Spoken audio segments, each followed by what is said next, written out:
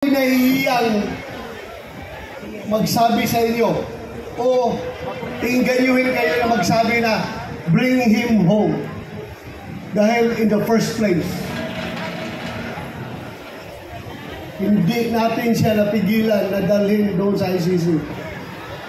Ako talaga ay masama ang loob ko. Nahiya ako sabihin kayo na bring him home na in the first place hindi ko naman talaga siya napigilan na ibiyahe doon sa ICC. Kaya napakasama ang loob ko. Nung nangyari yun, hindi ko alam kung anong nararamdaman ko.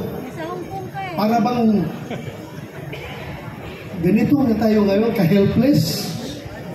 Sarili nating pulis ang magdadala ng ating dating presidente, piliting isakay sa aeroplano para ibiyahe doon sa The Hague, Netherlands. On what basis? On what basis? Palaging sinasabi ni President Marcos, hindi namin ni-recognize ang ICC kasi hindi natin membro. Hindi kami nagko-cooperate sa ICC. Anong ginawang rason ni Pangulong Bongbong Marcos? Interpol! Bullshit! Interpol! Ako! Naging chief PNP ako! Alam ko ano ang papel ng Interpol sa mundo! Huwag niyo akong lukuhin! Commitment sa Interpol! Bullshit! Bullshit! Interpol! Presidente ka! Presidente ka ng Pilipinas!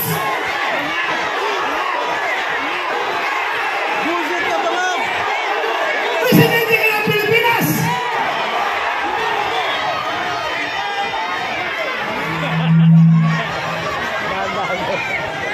Presidente ka ng Pilipinas! Magpaprison ka sa Interpol?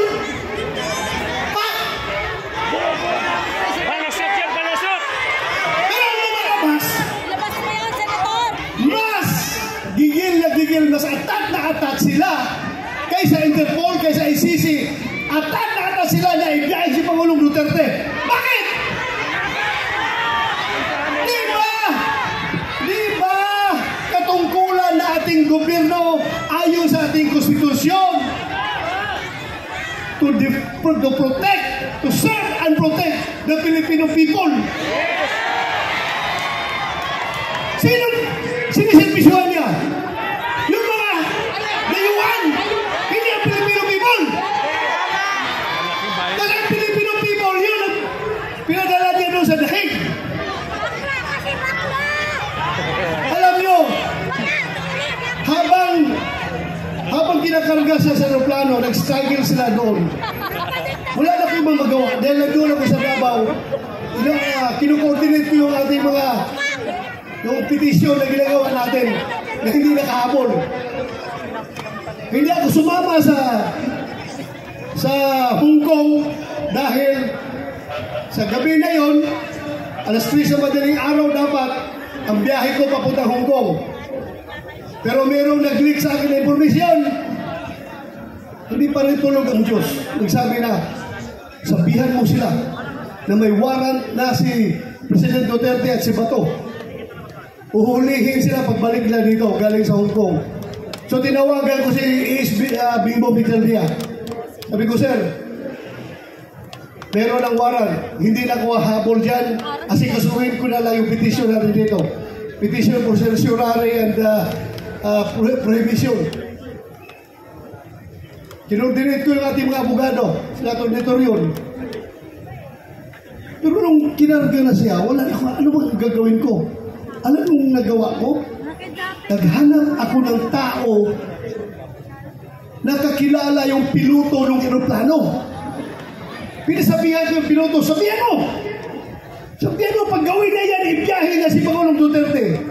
He will go down in history as the pilot na naghatid sa pinakamabait, pinakamahal na Pangulo doon sa The Hague. Sabi ko, Meron nagkukuminigay sa amin dalawa. Sabihan mo, pagdalahin niya si Pangulong Duterte doon, mananagot siya sa taong bayan. Mananagot siya. Yes.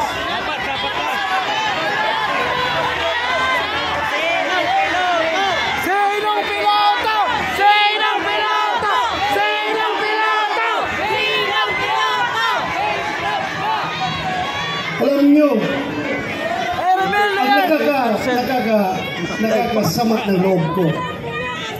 Alam mo yung isang barangay kapitan? Sa barangay kapitan, maliit na barangay. Kausapin mo, Kap, anong tingin mo dito? Tama ba ito? Hindi. Sabi ng kapitan sa'yo, Sir, ikaw naman, sir. Pareho tayong lalaki. Hindi pwede yan, sir. Hindi talaga. So may isang salita. Pero may nakausap ako isang presidente. Dalawang bisis ha. Unang bisis.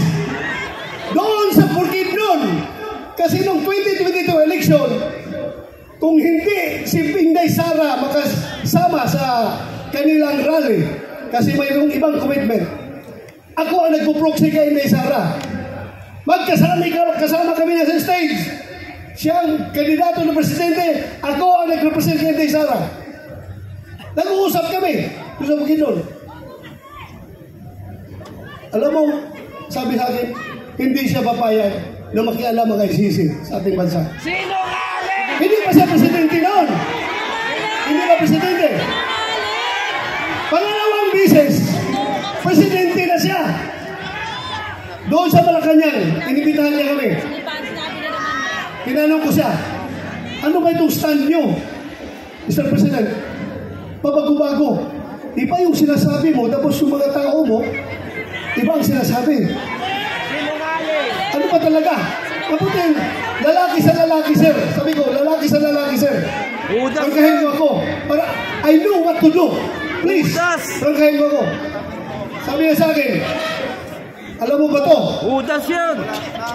Kahit gabuhok mo, kahit wala kang buhok ha, kahit gabuhok mo or buhok ni President Duterte, hindi mahawakan ng ICC.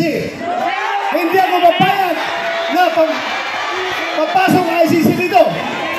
Yes! Alam mo, dagdag niya. Kasi, kung papayagan ko yan, alam nyo, kung papayagan ko yan, after ninyo, mga Duterte, ikaw, after sa investigasyon ninyo, baka kami na naman ang isusunod ng ICC. So, naniwala ako. Pero bakit ngayon, yung nagkahiwalay ang Unitin, bakit biglang nagbago? Biglang nagbago. Halata na itong lahat, ang ugat nitong lahat, ay kasakiman sa poder ng gobyerno. Ayaw nila na papalit si Vice President Inday Sara sa 2028 para maging presidente. Sinimulan nila yan sa People's Initiative. Doon nagsimula. Nagka-litsi-litsi na Pilipinas. Ngayon, ano nangyari? Saan pupunta ang Pilipinas nito? Wala. We're very much divided. Mabuti sana kung ang division ay 50-50. Ako, hindi ako statistician, pero alam ko, ang division ay nasa 80-20. 80 tayo, 20 lang sila. Pero yung 20 na yan, sila may hawak ng poder ng gobyerno. Kaya tayong 80, kaya tayo ang majority, tahimik lang ang mga tao dahil nagtitimpi lang ang mga tao. Nagtitimpi lang ang mga tao. Anywhere I go, Luzon, Visayas, Mindanao, pagsabi ng tao sa akin, Sir, sabihan mo yung kasama mo sa Team Suka. Sige lang, sir. Tiis lang kayo. Basta kami, sir, alam namin what to do. Alam namin, sir. Basta kami, makita na lang natin sa baluta kapag kami bumoto. Magugulat na lang kayo kung anong magiging resulta. Yes! Ako naman naniniwala. Dahil hindi man ako nakiusap sa kanila. Hindi ako nakiusap sa kanila. Sila kusang loob na lumabi sa akin. Alam nyo, ang nakakasama pa, ha? Ako, kilala ko at nakasama ko si Pangulong Duterte almost 40 years. 39 years more. More than 39 years, magpo 40 years na kami magkakilala. 1986, pag-graduate ko sa PMA, pagdating ko sa Davao, Vice Mayor pa siya noon. Kami parehong lalaki. Puro action man. Pagdating sa gira doon sa NPA sa Davao Region, ako palagi ang nangunguna sa gira. Ako palagi ang nangunguna. Siya naman ay piskal pa noon. Naging Vice Mayor nung in-appoint ni President Cory Aquino. Gusto niyang, pareho kami, parang talagang gusto ng adventure, gusto ng action. Kaya every time meron ako enkwentro, pupunta siya doon, makibalita kung ano nangyari. Ay, ito sir, ito. So doon kami nag-start nakakilala. Noong kinasal ako 1989, siya kinuha naming ninong. At from there on, doon na. Nagsimula ang aming samahan. Pero ako, ipagmayabang ko talaga sa inyo. Yung tao na yan. For 40 years, nakilala ko siya at nagkakasama kami. Ako bilang pulis at siya bilang mayor ng Davao City. Kahit isang utos na para sa pansarili, pang-personal at pang-politikal na utos, walang binigay sa akin na si Pangulong Duterte. Ganon po siya, katino na tao.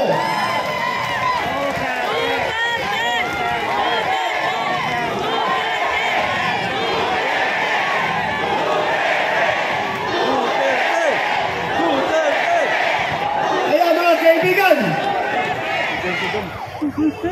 pagdating ng araw, ako ayaw ko sana kayo isama sa problema ko. Ayaw ko idamay kayo. Pero pagdating ng araw, Sama kami! nalalabas yung warrant of arrest ko. Kasama kami! Uhulihin ako ng PNP. Ito lang masasabi ko sa inyo. Ito lang masasabi ko sa inyo. Lahat ng ginagawa nila ay illegal. Kasi yung warrant of arrest na kanilang siniserve sa atin, hindi yan nagagaling sa competent authority. Hindi yan nagagaling sa local natin. Hindi yan i-recognize natin dahil hindi tayo under sa kanila. Kaya dapat magkakaisa tayo. Hindi ko kayo pinadamay ha, pero pinapaalam ko lang sa inyo. Anytime of the day, baka ngayon, pagbaba ko sa entablado, nandiyan na, nakabang na sila, arestuhin na ako. Bahala kayo, sige. Kasama kami! Sama kami! Kasama kami!